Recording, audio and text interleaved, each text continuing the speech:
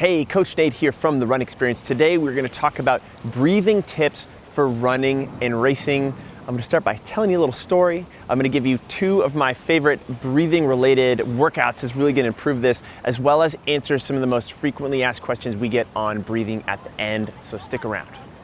Hey, a little friendly reminder, if you are new around here and this is the first video you're watching from us, to go ahead and hit that subscribe button. We're putting out new videos each and every week on running, strength training, in addition to these breathing tips, different types of run workouts. So go ahead and hit that. And of course, if you like this video or you like our videos, make sure you hit that like button too. That helps us more than you can probably realize. Anyway, getting back to today's topic at hand, I wanted to start off telling you a little bit of story around my own personal struggles with breathing, because I'm sure you guys can connect with it, especially when it comes to racing. This goes all the way back to 2004, 13 years ago. I am running my first ultra marathon ever in South Africa. It's the Two Oceans Marathon. I actually signed up for the thing by accident because it said the Two Oceans Marathon in the title. I didn't realize I was signing up for a 56 kilometer or 35 mile race. I am in past the marathon and I'm feeling pretty good, but I'm really starting to struggle. And my breathing, without me realizing it, starts to get very, very ragged and uneven. And in fact, I'm going up one of the last big hills of this race, and I'm trying to run on this woman's shoulder, and I'm hurting. My body's dying. I think my shoulders have collapsed. I'm just defeated. I'm looking to stop.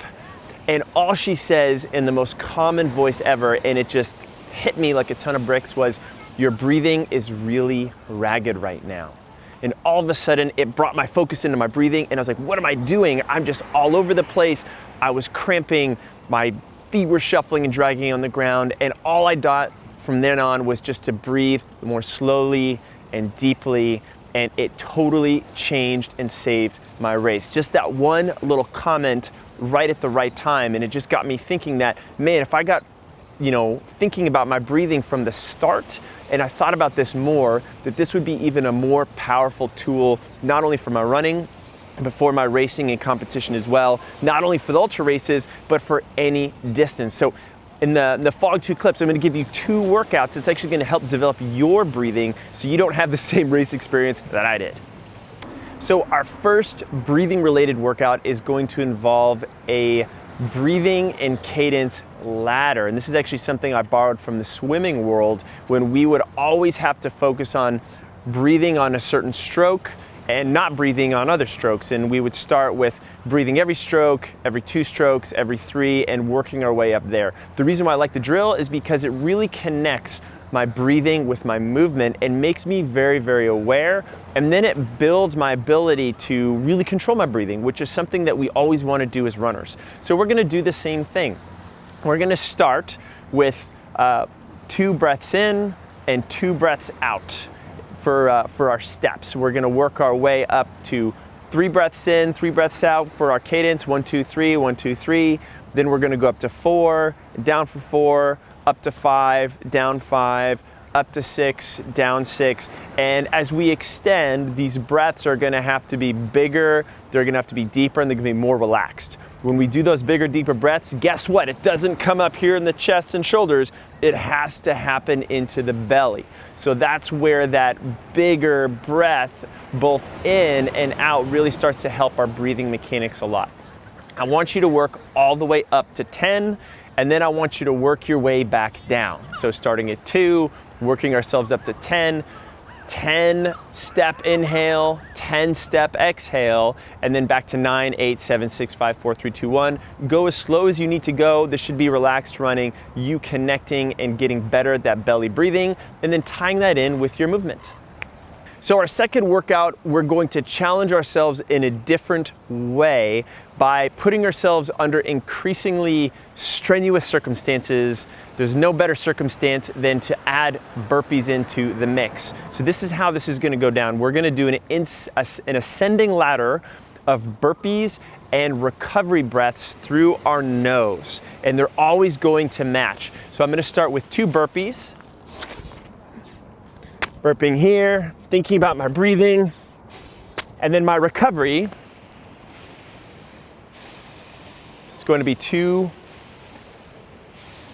breaths. The more controlled my breathing is, the longer my recovery. I'm then gonna do 4 burpees, and then I'm gonna do 4 breaths recovery, then I'm gonna do 6 and 6, 8 and 8, 10 and 10. As you go up in the number of burpees that you do, there's gonna be a temptation to hold your breath.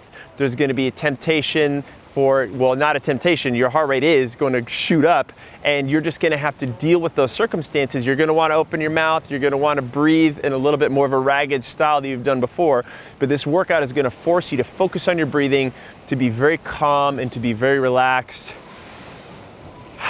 all the way through. Go after it, let us know how it goes. Some frequently asked questions for you on this whole breathing topic. We have done a few videos on this, and these are some of the big ones we get in all the time. The number one breathing question we get is, do I need to breathe through my nose all the time if I've done the nose breathing mile challenge and I've tried some of the other workouts?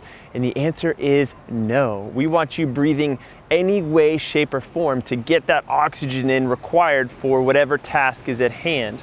The reason why we like nose breathing is that it forces a conversation with your diaphragm. It gets us aware of belly breathing and to be better at it. We're not very good belly breathers in general because we tend to be a little hunchy throughout our day and just with our lifestyle.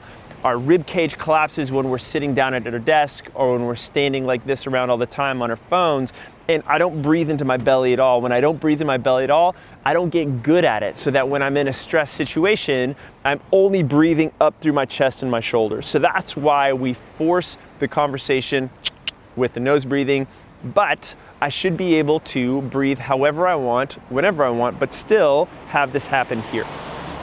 The second biggest question we get, and it happens to come from a lot of our runners who are newer into the running scene, they're our beginner running crowd, is that they a lot of times run and they feel out of breath in either immediately or in very short order. Well, here are some things to think about. Number one, it might be an intensity and a fitness thing. You might be running faster than you might realize, and that's putting yourself out of breath. Heck, anyone can put themselves out of the breath real quick on one 400-meter lap around the track if they're going hard enough, right? So we want to make sure that that intensity is down so that we can make it.